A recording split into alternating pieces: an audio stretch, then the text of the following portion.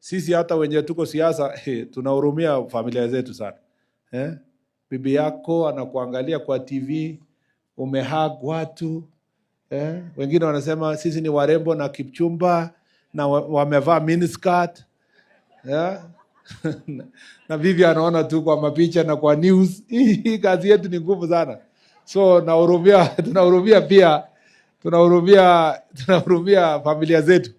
Zangine umesunguka, umeenda kufanya nini, kazi mingi, unarudi nyumbani late, unatoka asubuhi, uonani na watoto. Public service is a big sacrifice. So you must work hard, ngangane upate time na bibi na watoto na nini, as you serve also shule yako na kuserve tena nat. Hiyo balancing yote ni kitu ya maana sana. And I wish you well as you balance hiyo maneno. Wana watu wanacheka. Unafikiria ni mchezo? Wacha niulize. Mtu akuhag huko nje kabisa na amesema yeye ni warembo na Murkomen. Unafikiria bibi anafurahi tu ukienda nyumbani? Si lazima ako na maswali hapa namna gani? Lazima ako na maswali. So lazima uende nyumbani, ukifika nyumbani una confirm kwamba you are still loyal. Sasa nimefika, nimetoka. Hiyo ilikuwa kazi tu. Ukifika nyumbani na uonyeshe ficha hivi unasema it is not what you are thinking, ni kazi.